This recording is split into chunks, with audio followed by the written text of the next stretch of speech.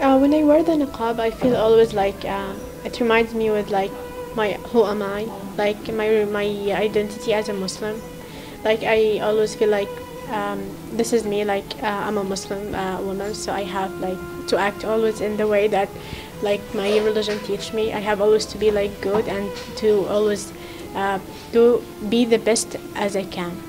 I have always to do the best in my life, in my education, in my personal life, and in everywhere.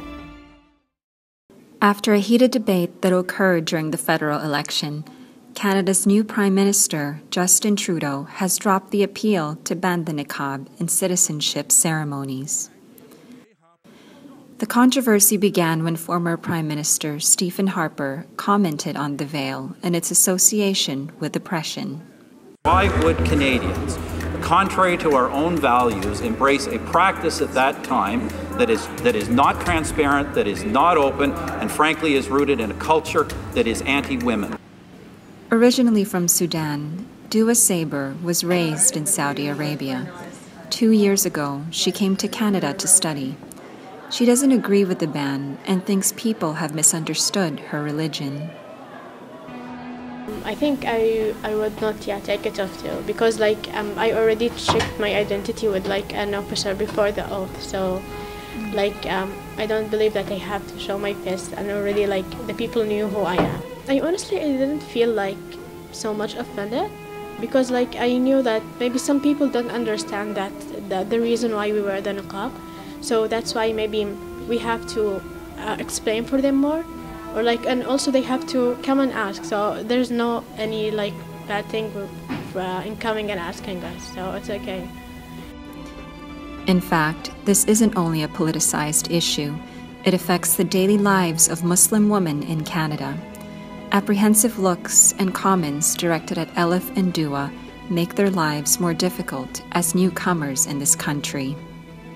Most of the people perceive Canada as a really multicultural, really respectful country. Yeah, wow, we are going Canada. Oh, you will feel really freedom. You will free. But when I came here in the first week, I faced so much struggle with there that I didn't expect like that. When I sit in the Tim Horton, the man approached me. Yeah, I'm in the there's a man sitting my left, and it's an older man, and there's a boy sitting my other side. And when I enrolled in my courses, the man said to me, "Be careful when contact with ISIS." In the Tim Horton, in the St. George, it's. How did you feel about that? I feel like nothing. I just shocked there. I didn't say anything.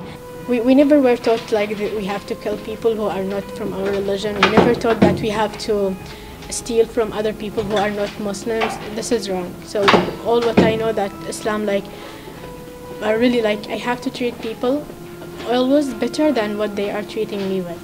If they are treating me good, so I have to treat them good and even better. It's like for us, it's forbidden to lie. It's forbidden to cheat. It's forbidden like to kill. In each religion, there is the bad side and the good side, and this is normal. I know, like people, if they see something that is different from what they always see, of course they will feel like uncomfortable, and of course because they don't see me, they don't know who I am. But the thing that it's not always bad to ask. Maybe they can come and ask why you do that, why you wear like that. It's like it's okay for me, of course, and I know for many other riqabis it's like that. However, not all Muslims wear the hijab. A Muslim herself, author and Toronto Sun columnist Farzana Hassan, is for the ban. Her article in the Toronto Sun states the niqab is a symbol of misogyny. In fact, she calls wearing the garment a problematic concept, and many have made an uninformed decision. I'm supporting the ban in the public sphere. I am not saying that we need to legislate against the burqa in the private sphere. Women are entitled to do whatever they want, however they dress up in their homes, among their social circles. This is basically a ban that we want to legislate in the public space, because there is a certain decorum and a social contract. When we enter into the public spaces, we enter into a social contract with other people, and they have the right to know who they are talking to, the right to know who they're interacting with, the right not to be insulted by someone, who decides to just cover up and feel as if, their sort of face is not something that the public should see. So it's something that I find as an affront to society, so which is why I'm supporting a ban. I think that, this is restrictive. I think the women who choose or say they choose to do it, because I would even doubt that concept. But in many cases, it's the husbands who have imposed this on them, or it's family values or something that they've grown up with. So I think that, a lot of these things create problems for women in limiting their opportunities. Aslihan Arikan is Muslim. However, she does not wear any garments that cover her face or body. She says it's a personal choice, but she doesn't agree with the ban. I think it's a form of humiliation. I know it's a little extreme there, but I personally think it's discomfort. I've seen many niqabi women struggling to eat in public.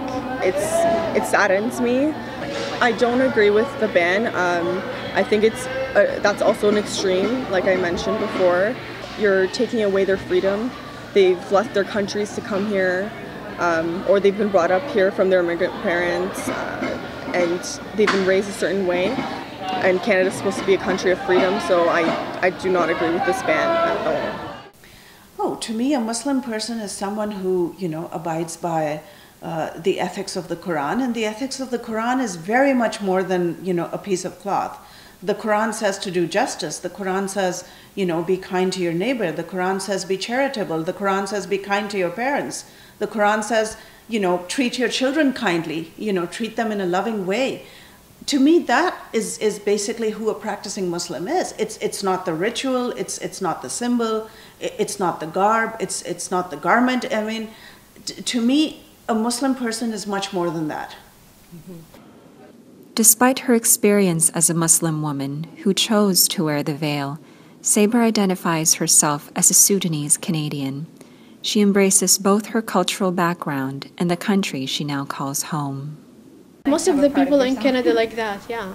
So you don't find like someone is Canadian, like all of us are like, that's what I like about Canada actually.